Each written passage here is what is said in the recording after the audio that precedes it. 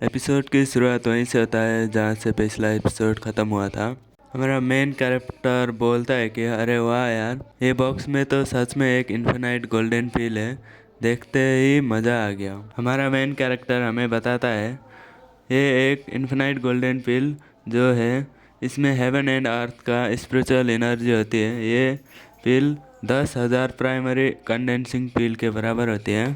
हमें राइटर बताता है कि ये जो भी पिल है कोई भी लोगों को या कोई भी किसी को भी जल्दी जल्दी से क्षण भर में ही लेवल अप भी करवा सकता है, या तो मरने वाला आदमी को भी दोबारा से ज़िंदा कर देता है। मेन कैरेक्टर बोलता है इस दुनिया में आने के बहुत साल बाद लास्ट में मुझे भी गोल्डन अपॉर्चुनिटी मिल ही गया। मेन कैरेक्टर हमें बताता है कि करीब 20 साल पहले एक कार एक्सीडेंट में ये मारा गया था और मरने के बाद हर एक मानव में जैसा ये भी इसी कल्टीवेशन वाली दुनिया में भेज दिया गया था। मैं ये सोच भी नहीं सकता कि मैं होंगमैंग सेक्ट में ज्वाइन होने के बाद एक तो मेरा मजाक बनाया गया, मेरा कल्टीवेशन भी रुक गया। मानो ये सेक्ट में आने के बाद मेरा बुरा दिन शुरू हो गया। लेकिन और अब ऐसा नहीं होगा। मेरा किस्मत में मुझे एक और बार आगे बढ़ने का मौका मिला है, तो अब ये मौका मेरे हाथ से जाने नहीं देता। मेन कैरेक्टर सोच रहा होता है लेकिन ये डिसेबल सिस्टम एग्जैक्टली है क्या चीज़ और ये काम कैसे करता है। तभी सिस्टम से एक मैसेज आता है, उसमें बोला जाता है जैसे कि इसका नाम में ही पता चलता है, जब भी तुम किसी भी डिसाइपल को कोई भी चीज़ अपना डिसाइपल को देते हो तो उसके बदले में तुम्हें उस रिवार्ड का प्राइस रैंडम मल्टीप्लाई पर डिपेंड होगा। तो आगे से हमारा मेन कैरेक्टर पूछता है अगर मैं इस बदले में किसी भी डिसाइपल को कोई भी टाइप का पावर या एनर्जी दिया तो क्या उसे भी इसी में काउंट किया जाएगा क्या। फिर सिस्टम से मैसेज आता है हाँ, यदि कोई डिसेबल तुम्हारा गाइडलाइन के साथ आगे बढ़ता है या फिर तुम्हें तुम्हारा वजह से उसका कल्टीवेशन इंक्रीज होता है तो इसका भी रिवार्ड तुम्हें मिल ही जाता है। फिर सिस्टम भी सिंपल तरीके से लंबा चौड़ा करके बताता है, ये मैं एक्सप्लेन नहीं करने वाला, ये आप इमेज से भी देख के आइडिया लगा सकते। मेन कैरेक्टर भी पूछता है अगर मैंने ये इन्फिनाइट गोल्डन पिल मेरा डिसाइपल को दिया तो क्या कुछ कमाल का आइटम मिलेगा या फिर मुझे इसके जैसा कुछ और ज़्यादा मिलेगा। सिस्टम भी लाइक हैं कितना लालची है यार, ये तो नहीं होगा।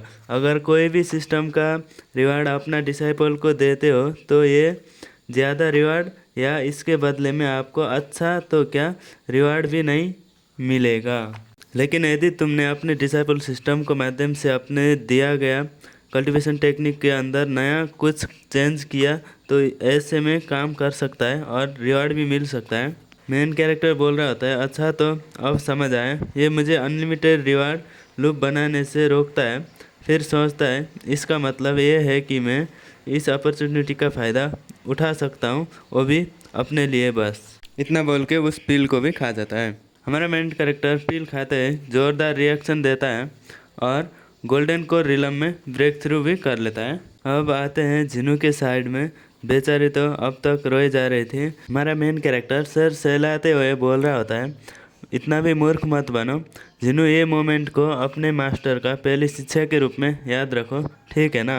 उसका मास्टर जिंदा हो गया ये देखकर जिनू भी शॉक हो रही होती है कि हमारा मेन कैरेक्टर बोल रहा होता है किसी भी अन्याय के लिए हमारा बदला जल्दी और ख़तरनाक होगा, वो भी 10 गुना रिटर्न के साथ। अब सीन शिफ्ट होकर होंगमैंग सेक्ट का 6 पीक पर दिखाया जाता है। वूफेंग बोल रहा होता है मेरा नाम वूफेंग है, एल्डर वांग के सामने घुटने में आता हूँ और आपका डिसाइपलशिप एक्सेप्ट करने के लिए विनती करता हूँ।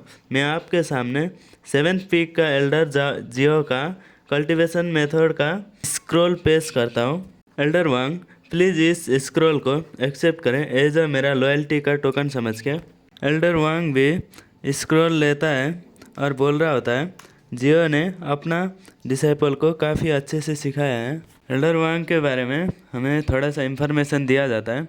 वांग एन 6th पीक का हॉल ऑफ जस्टिस का मिनिस्टर भी है और एक एल्डर भी है। सोच रहा होता है कि किसी को क्या पता था कि होंगमैंग सेक्ट का हाल एक दिन कुछ ऐसा भी होके गिर जा सकता है। एल्डर वांग वू फेंग से बोलता है आज से अभी के लिए तुम्हारा डिसाइपलशिप को एक्सेप्ट किया जाता है, लेकिन इसके लिए तुम्हें एक छोटा सा काम भी करना पड़ेगा। फिर एक तलवार जिसका नाम फेरुल है वो उसके आगे फेंकते बोलता है ये एक हॉल ऑफ जस्टिस का पावरफुल चीज़ है, पावरफुल वेपन है। आज से तुम्हारा हुआ। एल्डर वांग बोल रहा होता है, अभी के लिए तुम्हारा डिसाइपलशिप टेम्परेरी है, लेकिन जब मेन कैरेक्टर का स्पिरिचुअल रूट लेके आओगे तब तुम्हारा डिसाइपलशिप को एक्सेप्ट किया जाता है।